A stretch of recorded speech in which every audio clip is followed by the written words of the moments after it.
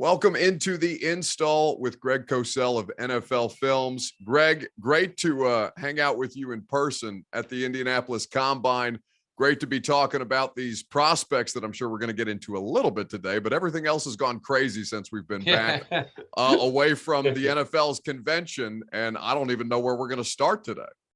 Yeah, lots going on. Some pretty big news. I guess Aaron Rodgers signing for what, $50 million a year? That's not a bad number. No, not bad. I mean, I think we're doing the wrong thing if you can do 4 years, $200 million in any line of work these days. Well, it's really funny you say that. It just reminded me of a very quick story. So years and years ago, I was actually going to Dallas. I was in Dallas to interview Roger Staubach for a project. This was when Troy Aikman was the quarterback for the Cowboys. Yeah. And they were winning Super Bowls. So I get picked up at the airport, and the cab driver, we get into this ridiculous conversation, as often happens with cab drivers.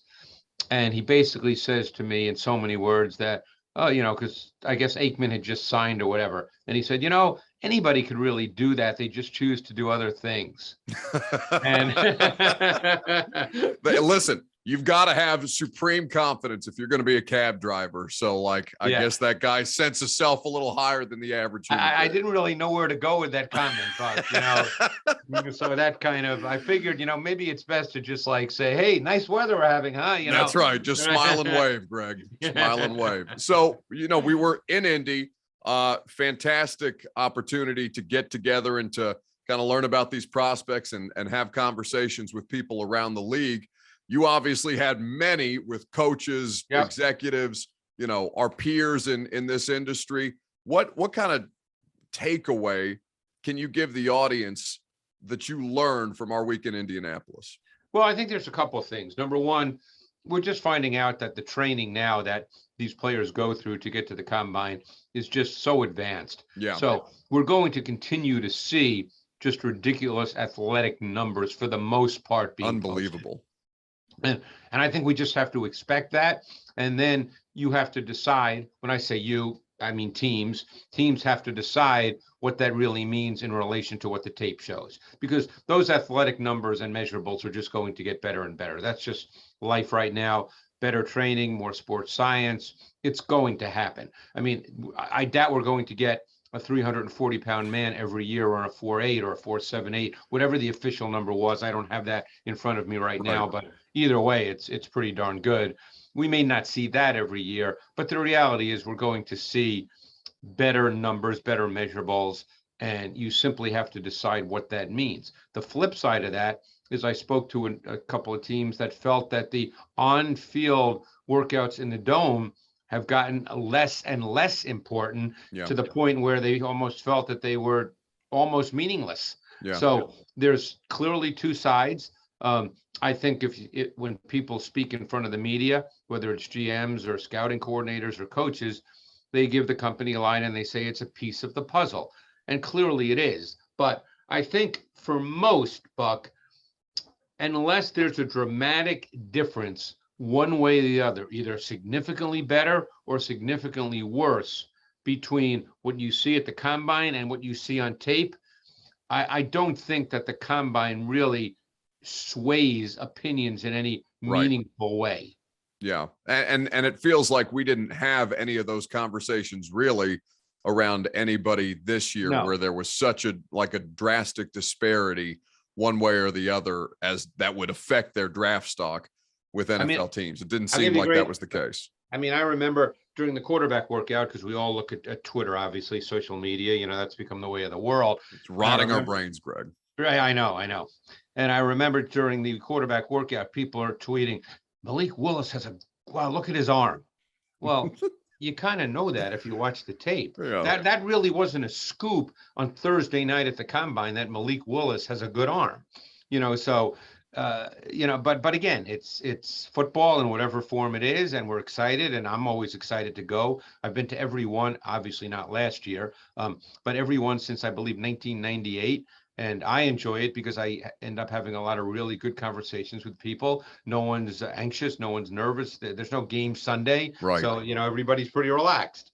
Yeah, it's a great environment. And it was well done by Indianapolis, as is always the case. So we'll have plenty of time to talk about the prospects, Greg, in more detail later on. But with the consequences of these moves in the last week, I think we kind of got to start with the Russell Wilson to Denver situation. Aaron Rodgers decides that he makes the executive decision he's going to stay in Green Bay. And so now Denver gives up Drew Lock, Noah Fant, Shelby Harris, 2 first-round picks, 2 second-round picks, and a 2022 fifth rounder for Russell Wilson and a 2022 4th-round pick. This is a seismic shift in the balance of power, Greg, it feels, in the AFC versus the NFC. So how would you rank the quarterbacks, Buck, in the AFC West? It's tough, right? I mean, it depends on how we're evaluating them, but everybody seems to have their list. It's just funny that Derek Carr may be the last on that list, and he's still a really, really good quarterback. Well, obviously they gave up a lot. It's Nathaniel Hackett is now the head coach. Right. And obviously, when you make a trade like that, you do your due diligence, because Russell Wilson's been in the league for a long time, Buck. He plays a certain way. Yeah. You have to understand that he's not likely to change the way in which he plays. So I'm very curious to see what this offense looks like, because Nathaniel Hackett kind of comes from the Matt LaFleur, Kyle Shanahan school, where the run game is the starting point, and much of what you do in the pass game works off your run game. We'll see if Nathaniel Hackett, now that he has Russell Wilson, clearly Russell Wilson was in that style offense pretty much his entire career, right. But I think the sense is that he didn't really want to play that way, that he feels he wants to play, more like, let's say, the Tom Brady type, where he's in command of everything that's happening and you throw the ball more. Now, I don't know that for a fact. I don't know Russell Wilson personally, but I'm very curious to see what the mix is, what the mesh is, because as I said, you don't make that trade without researching and understanding how Russell Wilson sees all this, because he is a veteran quarterback and he is due a conversation and a discussion about what kind of offense you're going to run. And you have to feel very comfortable that what you do and what he likes to do and wants to do, that there is a mesh there.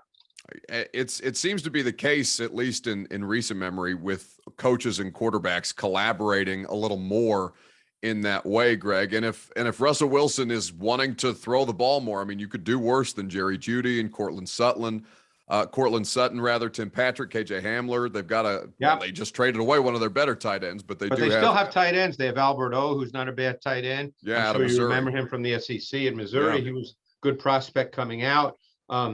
But no, you're right, because I remember, talking to a number of coaches when Peyton Manning went to Denver later in his career. And obviously Russell Wilson and Peyton Manning are different kinds of quarterbacks. But people said, and they weren't joking when they said it, they said, hey, at this point in Peyton's career, you're basically running his offense if you're the coordinator. Now, maybe that's extreme, but, obviously you have to understand that Russell Wilson at this point in his career is likely to have a meaningful say in what the offense looks like. And you have to know that as a coach before you make the trade. Greg, you asked me for my quarterback rankings. I don't want to first take you and ask you for yours, but that division is stacked right now. I know. Well, you have Mahomes, you have Herbert, you have Wilson, and you have Carr. I imagine there'd be different views. I mean, I would go with Mahomes. Yeah. I'd probably go Herbert, and then I'd probably go with Wilson.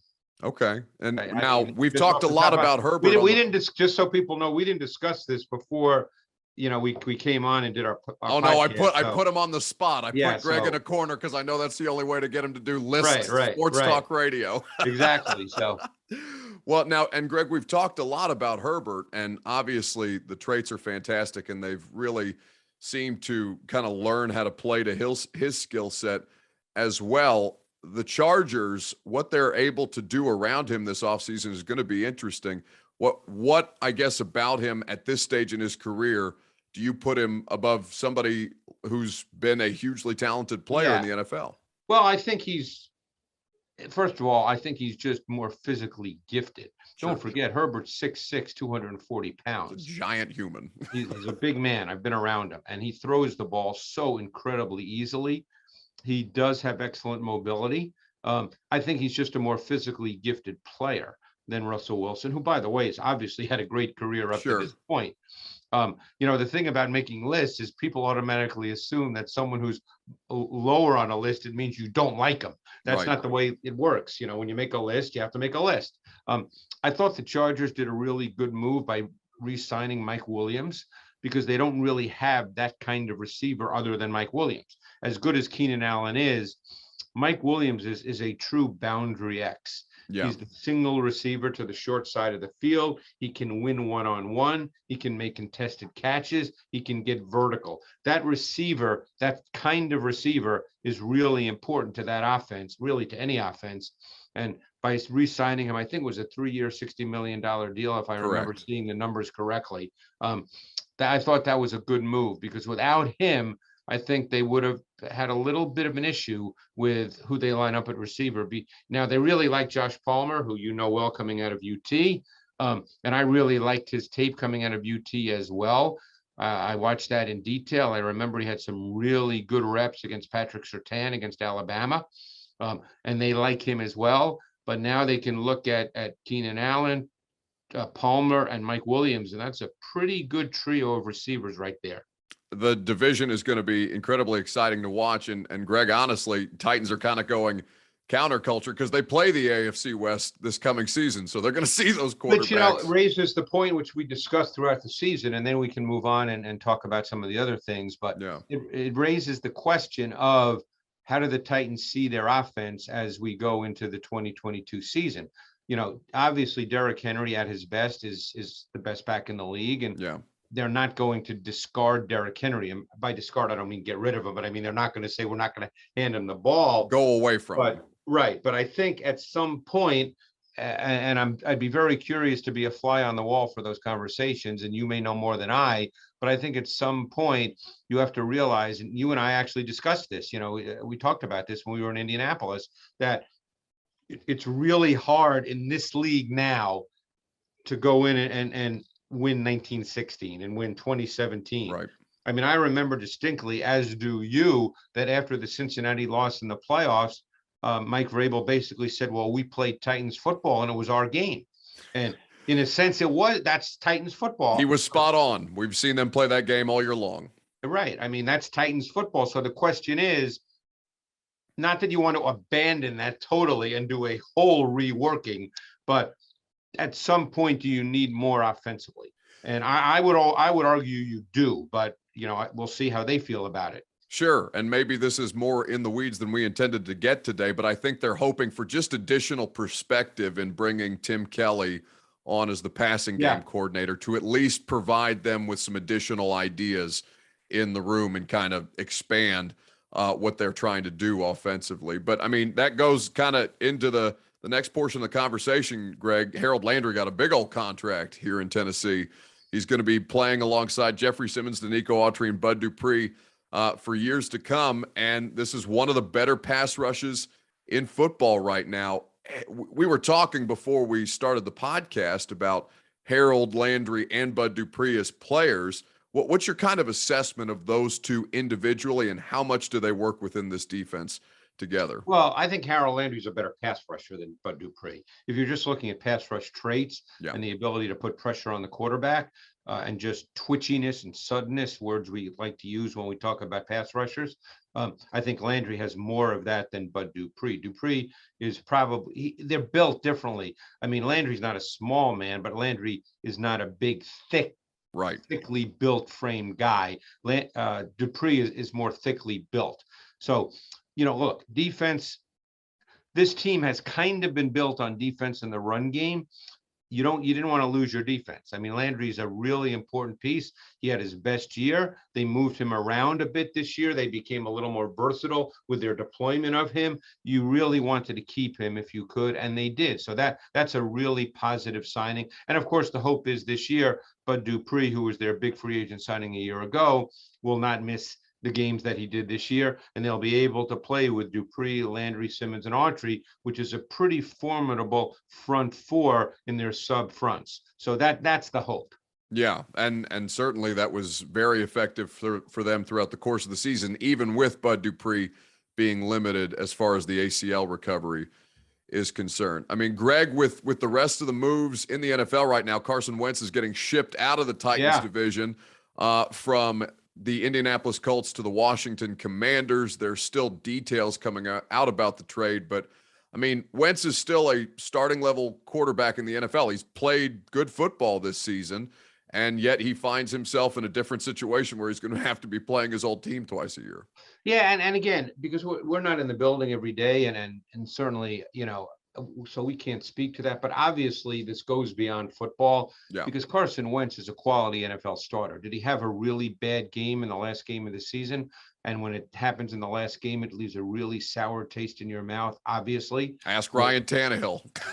No question. I mean, that's what happens. Yeah. But something is there beyond just on the field play, because I watched every Colts game this year and saw every Carson Wentz snap. And for the most part, he played pretty well. So something's going on with Carson Wentz that we just don't know about. So now he's traded again. He'll be with Washington. And we'll see how it works out. But he's got talent. I mean, you know this, Buck. You saw him play this year. He can make throws, and he can certainly make some second reaction plays. He made that really special one. Was that? I know that was a night game. Was that against Arizona? I'm trying to remember where he had an incredible throw against Arizona. In fact, I saw a lot of Colts fans making jokes about that being like the banner that they hung in the rafters at Lucas Oil this season. He was moving to his left and threw a touchdown, and that was beautiful. He can do those kinds of things. So if you're just looking at the talent level, he's pretty good. Not top 3 or 4 in the league in terms of, is he that level of quarterback? No, but he's a good quarterback, and he did have a good year. Obviously, the last game, I guess what was most telling, without knowing what's going on in the locker room and in the building, I guess what was most telling is over the last number of weeks, they really did take the ball out of Carson Wentz's hands. Yeah. And they really made it purely a Jonathan Taylor offense. And that tells you something. I've always believed that coaches tell you how they feel about their quarterback by how they use them. And they basically the last 2 weeks, something was up because they took the ball intentionally out of his hands. Greg, you're obviously, I mean, just proximity wise, very close to the Philadelphia Eagles. Was that a similar trend with the end of his time there? I know more about Carson Wentz than I can speak to right now, Buck. So yeah, I mean, I think that I do know what many of the issues are. And I'm sure they cropped up again in Indianapolis, and they just made a decision that instead of going through this for another year, we're going to move on right now. And we'll see what they do at quarterback. Right now, they do not have one.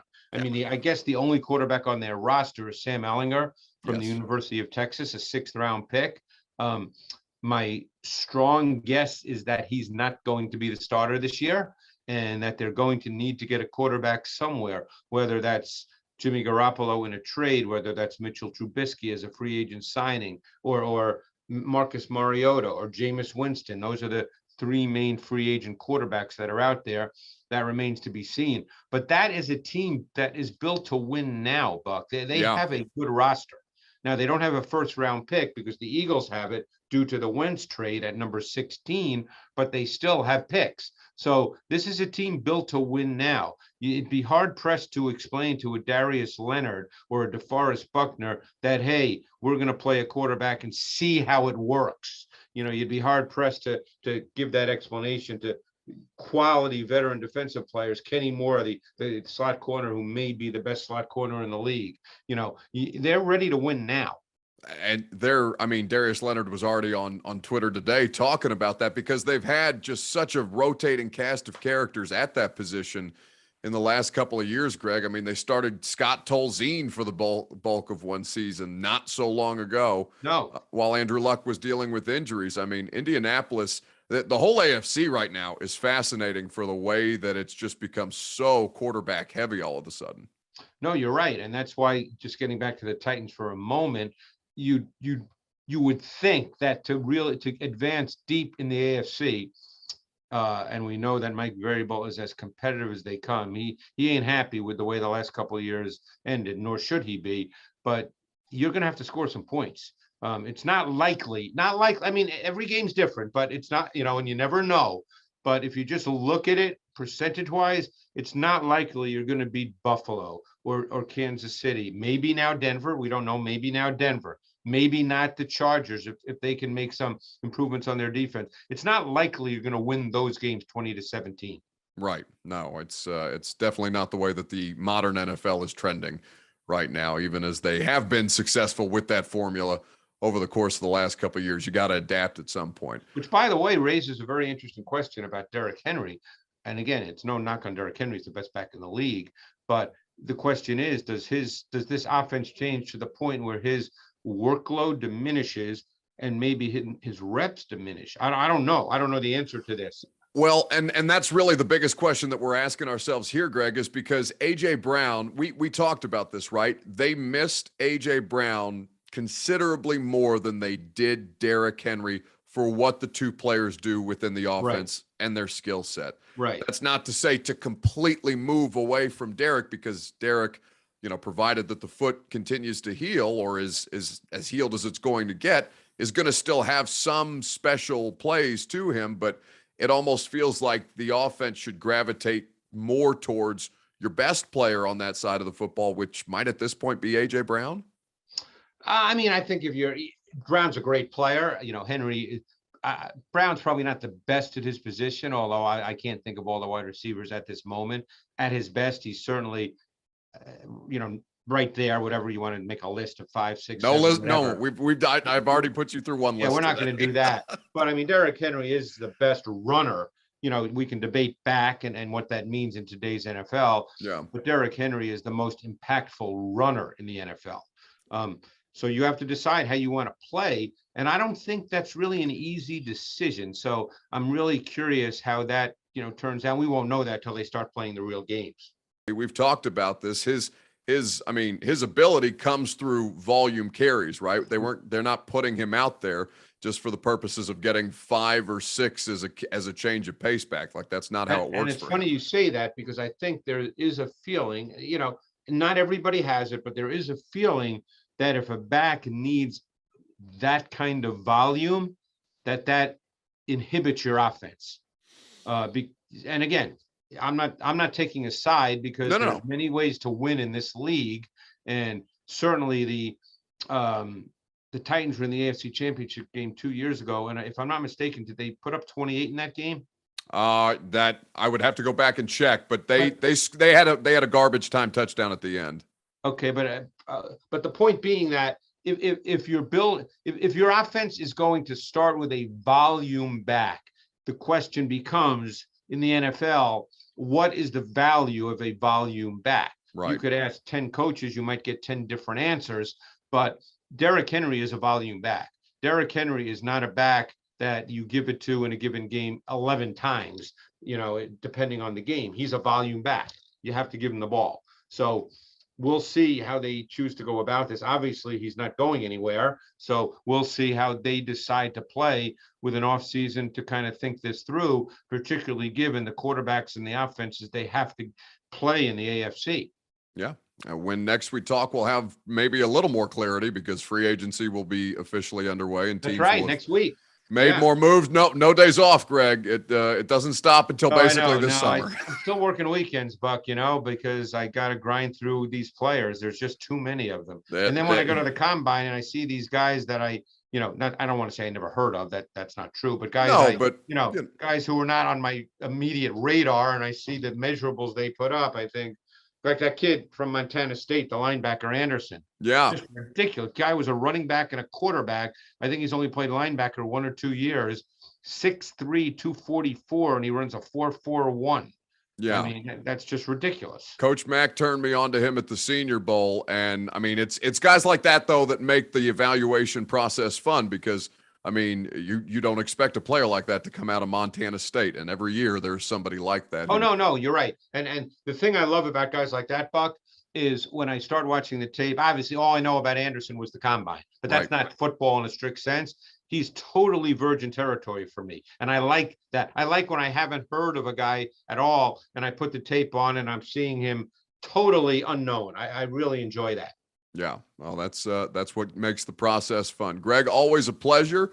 Great to see you last week. Yeah. We're going to continue to have more fun with this because, I mean, if this week is any indication, they're going to keep us busy until such I time believe as it that'll be just the case. goes on vacation. Next week, that'll be the case for sure and then we'll really start digging into the draft in detail. No question. Thanks, buddy.